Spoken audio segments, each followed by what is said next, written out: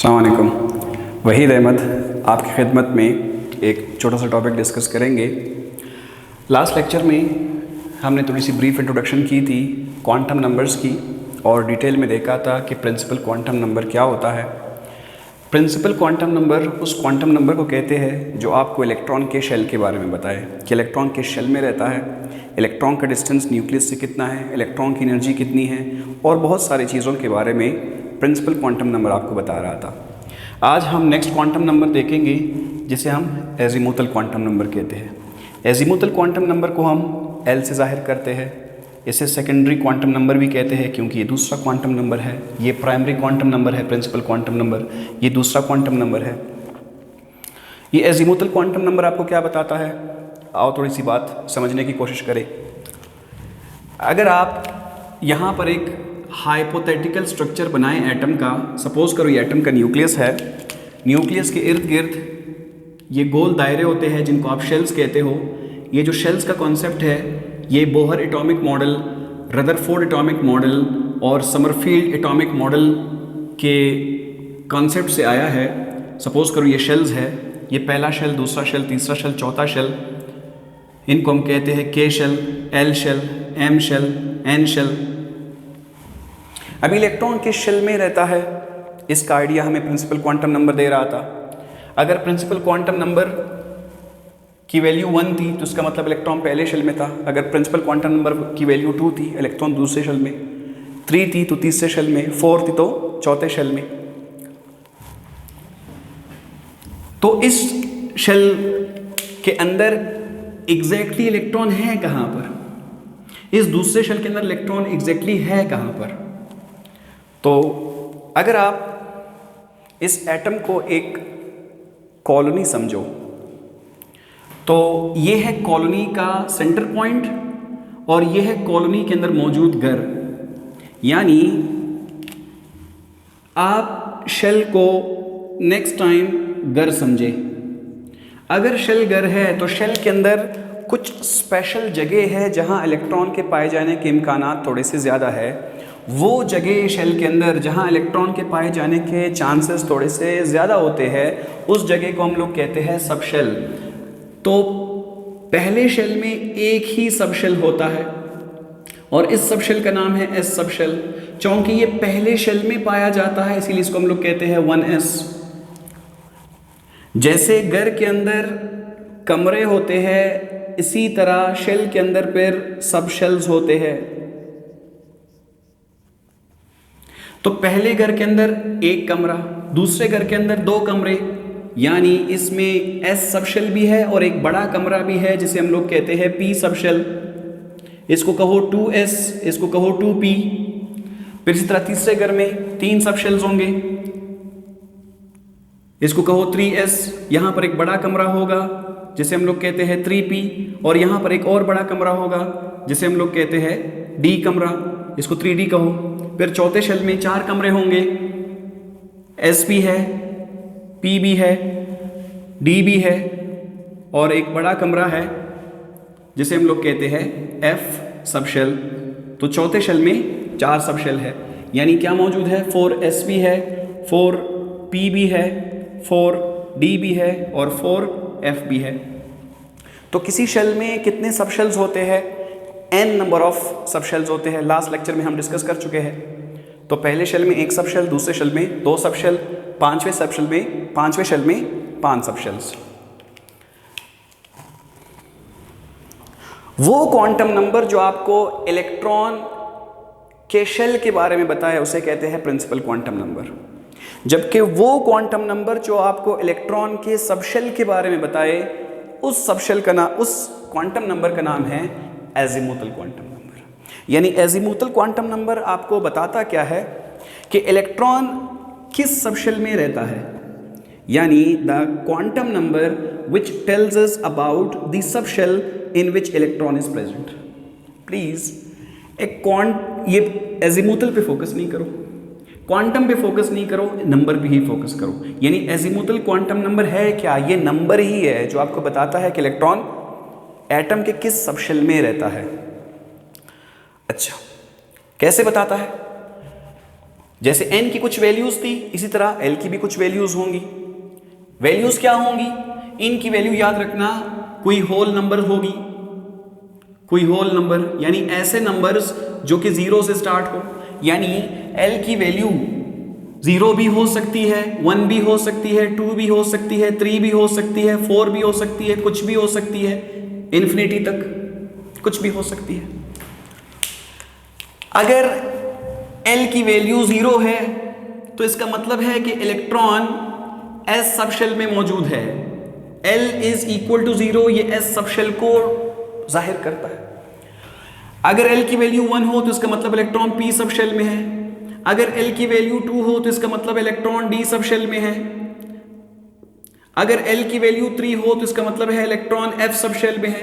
अगर L की value 4 हो तो इसका मतलब है इलेक्ट्रॉन G सबशेल में है, एंड सो ऑन। तो L की वैल्यू आपको बताएगा कि इलेक्ट्रॉन किस सबशेल में मौजूद होता है। अच्छा, L की वैल्यू कितनी हो सकती है? तो प्लीज याद रखना कि जो L की वैल्यू है वो डिपेंड करता है N की वैल्यू पर, यानी L की वैल्यू मोहताज है N की वैल्यू पर। L की वैल्यू कितनी हो सकती है? इतनी हो सकती है, लेकिन कितनी होगी हमेशा याद रखना कि जब तक हम आपको N की वैल्यू ना दे आप कभी भी N की वैल्यू नहीं निकाल सकते। सर क्यों? मैं कहता हूं कि इलेक्ट्रॉन मौजूद है एक ऐसे सबशेल में जिसकी L की वैल्यू 3 है। तो L की वैल्यू 3 का मतलब क्या है कि इलेक्ट्रॉन F सबशेल में है। लेकिन किस F सबशेल में है? F सबशेल चौथे शेल में भी आता है, पांचवें में भी आता है, छठे में भी आता है, सातवें में भी आता है। किस सबशेल में, किस शेल के F में मौजूद है? कोई आइडिया नहीं हो रहा। अगर मैं कहूं कि L की वैल्यू 1 है, मुझे ये तो पता है कि इलेक्ट्रॉन P सबशेल में है, लेकिन किस P में है? P तो दूसरे शेल में भी आता है, तीसरे में भी आता है, चौथे में भी आता है। तो सिर्फ और सिर्फ L की वैल्यू को देखकर हम इलेक्ट्रॉन के सबशेल के बारे में फैसला नहीं कर सकते। तो L की वैल्यू मोहताज है N की वैल्यू पर। तो L की वैल्यू कितनी हो सकती है? तो याद रखना L की वैल्यू हमेशा N से एक दर्जा कम होगी। तो इसका क्या मतलब है? एक्सक्यूज मी, ये थोड़ा सा बेल्ट इधर उधर घुस गया। हाँ ओके। तो L की वैल्यू कितनी हो सकती है? If N is equal to 1 then L की वैल्यू कितनी होगी? 1 से हमेशा कम होगी। तो 1 से हमेशा कम क्या है यार? 0 है। इसका सर क्या मतलब है? N की वैल्यू 1 का मतलब है हम पहले शेल की बात कर रहे हैं, और पहले शेल में सिर्फ और सिर्फ क्या मौजूद है? S सबशेल मौजूद है, और S सबशेल के लिए L की वैल्यू क्या है? 0 है, यानी पहले शेल में सिर्फ 0 मौजूद है। इफ N की वैल्यू 2 हो तो L की वैल्यू क्या होगी? Then L is equal to 0, और यहां पर फिर L की वैल्यू क्या होगी? Then L is equal to 2 से एक दर्जा कम, यानी फिर L की वैल्यू क्या हो सकती है? 0 भी हो सकती है, 1 भी हो सकती है। यानी दूसरे शेल में 0 भी है, 1 भी है, यानी दूसरे शेल में S भी है, P भी है, 0 भी है, 1 भी है। अगर if N is equal to 5 तब L की वैल्यू क्या हो सकती है? Then L is equal to 5 से हमेशा एक कम, यानी 0 भी होगी, 1 भी होगी, 2 भी होगी, 3 भी होगी, 4 भी होगी, लेकिन 5 कभी भी नहीं होगी। इसका क्या मतलब है? N इज इक्वल टू 5, यानी हम पांचवें शेल की बात कर रहे हैं, हम पहले की बात नहीं कर रहे, दूसरे की बात नहीं कर रहे, तीसरे की बात नहीं कर रहे, चौथे की बात नहीं कर रहे, हम पांचवें शेल की बात कर रहे हैं। यानी पांचवें शेल के लिए N की वैल्यू क्या होगी? 5 होगी। अगर N की वैल्यू 5 है तो बताओ यार इसमें सब शेल्स कितने होंगे? होंगे तो 5। कौन कौन से हो सकते हैं? इसमें S भी होगा, इसमें P भी होगा, इसमें D भी होगा, इसमें F सब शेल भी होगा, इसमें G सब शेल भी होगा। तो L की वैल्यू क्या होगी S के लिए? यानी 0 भी है, 1 भी है, 2 भी है, 3 भी है, 4 भी है। तो अगर N की वैल्यू 5 होगी तो L की वैल्यू हमेशा 5 से एक दर्जा कम होगी। तो यहां पर सबसे इंपॉर्टेंट पॉइंट यही है कि L की वैल्यू कितनी हो सकती है? हमेशा N से एक दर्जा कम होगी। ये आपके बुक में कुछ एमसीक्यूज भी है, एंट्री में भी पूछा जाता है। अच्छा, तो ये एजीमुथल क्वांटम नंबर आपको और क्या बताता है? एजीमुथल क्वांटम नंबर आपको दो चीज़ों के बारे में और भी आइडिया देता है। एजीमुथल क्वांटम नंबर की मदद से हम किसी भी सबशेल में ऑर्बिटल्स की तादाद भी काउंट कर सकते हैं और इलेक्ट्रॉन्स की तादाद भी कैलकुलेट कर सकते हैं। सर ये ऑर्बिटल फिर क्या भला है? ये है सबशेल्स। सबशेल्स क्या होते हैं? जैसे घर के कमरे होते हैं, ये कमरे हैं। अभी इन कमरों के अंदर कुछ और जगह होती है जहां इलेक्ट्रॉन के पाए जाने के 99% चांसेस होते हैं। उन जगहों को कहते हैं ऑर्बिटल्स। अगर ये सबशेल्स है तो इन सबशेल्स के अंदर पे कुछ खास जगह होती है जिन्हें हम कहते हैं ऑर्बिटल्स। सपोज करो यार, ये पूरे का पूरा क्या है? सबशेल है। अभी इस सबशेल के अंदर ये वाली जगह सपोज करो ऑर्बिटल है। ऑर्बिटल है, जैसे शेल के अंदर सबशेल्स होते हैं, बिल्कुल इस तरह सबशेल्स के अंदर फिर ऑर्बिटल्स होते हैं। जैसे घर के अंदर कमरे होते हैं, कमरों के अंदर फिर बेड्स होते हैं। बेड के ऊपर कौन होता है? इंसान होता है। तो ऑर्बिटल्स के अंदर क्या होते हैं? इलेक्ट्रॉन्स होते हैं। तो एस सबशेल एक छोटा कमरा है, इसमें एक ही बेड है, यानी इसमें एक ही ऑर्बिटल है। पी कमरा थोड़ा सा बड़ा है और इसमें ऑर्बिटल्स की तादाद भी ज्यादा है। कितनी है? 3 है।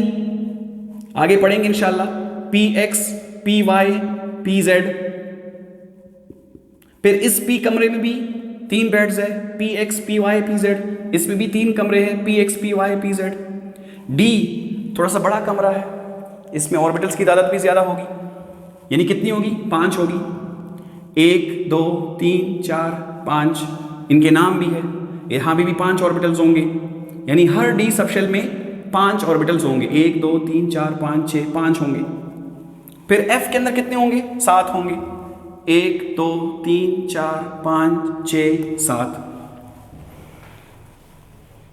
कमरा जितना बड़ा होगा उसमें बेड्स की तादाद भी उतनी ज्यादा होगी। सबशेल जितना बड़ा होगा उसमें ऑर्बिटल्स की तादाद भी उतनी ज्यादा होगी। और कितनी ज्यादा होगी? 2 ज्यादा होगी। यानी यहां पर एक के अंदर 2 डाल दो, 3 के अंदर 2 डाल दो, 5 के अंदर 2 डाल दो, 7। अभी किसी सबशेल में कितने ऑर्बिटल्स होते हैं ये हमें कैसे पता चलेगा? तो किसी सबशेल में कितने ऑर्बिटल्स होते हैं हम इस फॉर्मूले से इसको कैलकुलेट भी कर सकते हैं। कितने ऑर्बिटल्स होंगे बताओ यार? एस सबशेल में कितने ऑर्बिटल्स होंगे? तो ये फॉर्मूला पुट कर दो। तो फॉर्मूला क्या होगा? 2l+1। तो 2 की जगह पर 2 लिखा। एल की वैल्यू क्या है? एस के लिए 0 है, तो मल्टीप्लाइड बाई 0 +1। तो 2 0 0 +1 1 हो गया। तो ऑर्बिटल्स कितने हो गए यार? 1। तो हमने बताया आप लोगों को पहले से कि एस सबशेल में एक ही ऑर्बिटल है। अच्छा, उस सबशेल में इलेक्ट्रॉन्स कितने होंगे? यानी सबशेल में इलेक्ट्रॉन्स कितने होंगे? इलेक्ट्रॉन्स होंगे इतने, यानी 2l+1 जितने इलेक्ट्रॉन्स होंगे। यानी इस नंबर को डबल कर दो तो इलेक्ट्रॉन्स कितने होंगे एस में? वो फॉर्मूला पुट कर दो, ये वाला फॉर्मूला। तो 2 की जगह पर 2 लगाया, इस 2 की जगह पर 2 लगाया, multiplied by l is equal to 0 +1। तो 2 0 0 +1, ये हो गया 1 को 2 से मल्टीप्लाई कर दो, ये हो जाएगा 2। यानी एस सबशेल में टोटल इलेक्ट्रॉन्स कितने होते हैं? 2 इलेक्ट्रॉन्स होते हैं। ऑर्बिटल्स कितने होते हैं? 1 ऑर्बिटल होता है। आओ जरा पी की बात करें। पी सबशेल में कितने ऑर्बिटल्स होते हैं? ऑर्बिटल्स की तादाद कैलकुलेट करने का ये फॉर्मूला है। तो फॉर्मूला इज 2, एल की जगह पर पी की वैल्यू पुट कर दो, यानी कि 1 मल्टीप्लाइड बाई 1 +1। तो 2 1 2 और 1 के साथ उसको मल्टीप्लाई जमा कर दो, तो ये कितने हो जाएंगे यार? 3। तो पी सबशेल में टोटल कितने ऑर्बिटल्स होते हैं? 3। वो दिख भी रहा है आपको, 1 2 3 P X, P Y, P Z. यानी कितने ऑर्बिटल्स हुए? 3 ऑर्बिटल्स हुए। कौन से ऑर्बिटल्स हुए? एक का नाम है पी एक्स, एक का नाम है पी वाई, एक का नाम है पी जेड। पी सबशेल में इलेक्ट्रॉन्स कितने होंगे? इस फॉर्मूले से आप उसको कैलकुलेट भी कर सकते हो। आओ जरा कैलकुलेट करके देखें। इलेक्ट्रॉन्स कितने होंगे? 2 मल्टीप्लाइड बाई L की वैल्यू 1 प्लस 1, 2 1 2, 2 को प्लस करो 1 के साथ 3 हो जाएगा, तो 2 ये हो जाएगा 3, 2 को 3 से मल्टीप्लाई कर दो, ये हो जाएगा 6। यानी कि p सब शेल में टोटल इलेक्ट्रॉन्स कितने हैं? 6। d में कितने होंगे? 10 इलेक्ट्रॉन्स। f में कितने होंगे? 14 इलेक्ट्रॉन्स। कहां से कैलकुलेट किया? इन फॉर्मूलों को यूज करके कैलकुलेट किया। और यहां पर आपको एक खूबसूरत पैटर्न भी दिख रहा है। अगर ये फॉर्मूले कुछ समझ नहीं आ रहे, कोई मसला नहीं, यहां पे एक खूबसूरत पैटर्न भी दिख रहा है। यानी s सब शेल में 2 इलेक्ट्रॉन्स, p सब शेल में 6 इलेक्ट्रॉन, d सब शेल में 10 इलेक्ट्रॉन्स, f सब शेल में 14 इलेक्ट्रॉन्स। किसका फर्क है? 4 4 का फर्क है। 2 में 4 डालोगे 6, 6 में 4 डालोगे 10, 10 में 4 डालोगे 14। तो कितने कितने इलेक्ट्रॉन्स का फर्क है? 4 4 इलेक्ट्रॉन्स का फर्क है। अच्छा,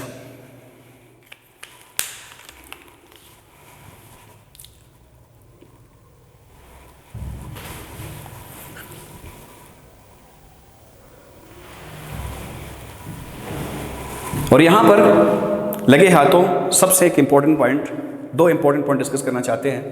पहली इंपॉर्टेंट पॉइंट, असल में एजीमुथल क्वांटम नंबर आपको ये तो बताता है कि इलेक्ट्रॉन एटम के किस सबशेल में रहता है, लेकिन to be honest azimuthal quantum number आपको बताता है कि इलेक्ट्रॉन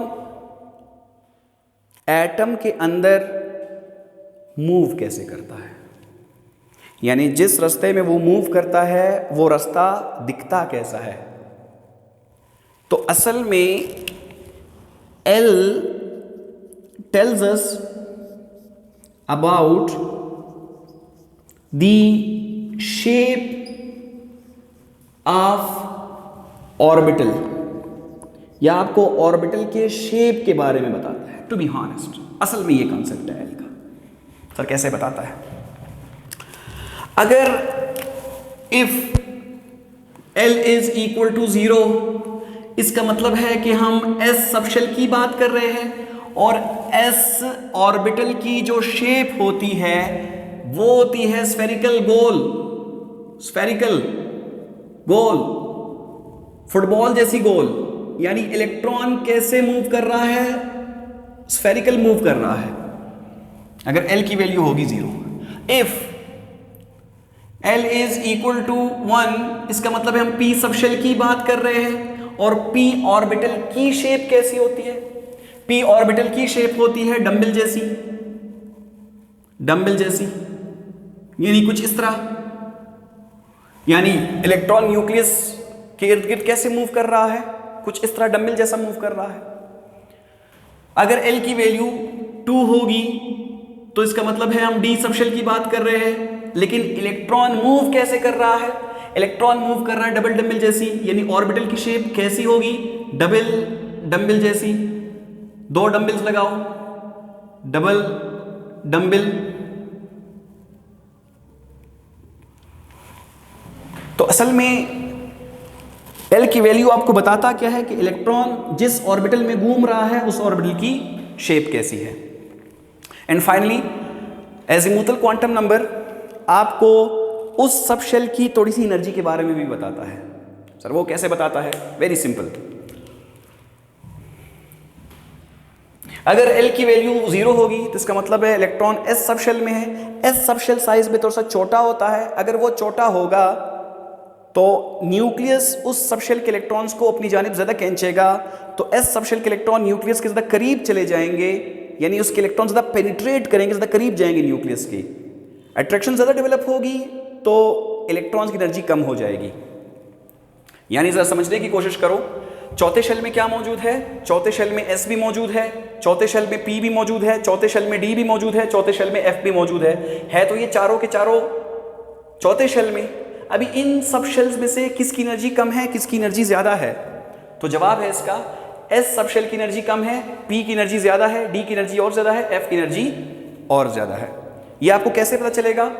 मैं आपसे कह रहा हूँ कि सबशेल की जो एनर्जी का ऑर्डर है वो ये है। सबशेल एनर्जी ऑर्डर कुछ इस तरह है कि S सबशेल की एनर्जी कम होगी, P से P की कम होगी, D से D की कम होगी F से। रीजन, इसका साइज छोटा, इसका साइज बड़ा, इसका साइज और बड़ा, इसका साइज और बड़ा। साइज जितना छोटा होगा ये सबशेल न्यूक्लियस के उतना ही करीब होगा, सबशेल जितना बड़ा होगा वो उतना ही डिफ्यूज्ड होगा, फैला हुआ होगा, न्यूक्लियस से दूर होगा, उसकी एनर्जी ज्यादा होगी। कहना ये चाह रहा हूं कि जो सबशेल की एनर्जी है, सबशेल की जो एनर्जी है that is directly proportional to the value of L. L की वैल्यू जितनी बड़ी होगी सबशेल की एनर्जी उतनी ज्यादा होगी। यानी S के लिए वैल्यू 0 है, P के लिए 1 है, D के लिए 2 है, F के लिए 3 है, तो L की वैल्यू जितनी बड़ी होगी उस सबशेल की एनर्जी उतनी ही ज्यादा होगी। एंड फाइनली एक छोटी सी इंफॉर्मेशन, सिर्फ देना जरूरी तो नहीं है लेकिन लगे हाथों लग जाए। ये जो letters S, P, D, F है ये कुछ चीजों को जाहिर कर रहे हैं। यानी अगर हम थोड़ी सी अपनी डिक्शनरी देखें तो S का लफ्जी मतलब है शार्प। ये स्पेक्ट्रोस्कोपिक टर्म्स है, स्पेक्ट्रोस्कोपी में कुछ वोकैबुलरीज है, ये वही टर्म से हम लोगों ने अखज़ किए हुए हैं। ये बड़ी क्लास हो जाएगी, बड़ा लेवल हो जाएगा, इसकी डिटेल में नहीं जाना चाहते, तो बस मोटी मोटी बातों को जरा समझो। एस का मतलब है शार्प, पी का मतलब है प्रिंसिपल, पी का मतलब है प्रिंसिपल, डी का मतलब है डिफ्यूज्ड, डी का मतलब है डिफ्यूज्ड, और एफ का मतलब है फंडामेंटल, फंडामेंटल।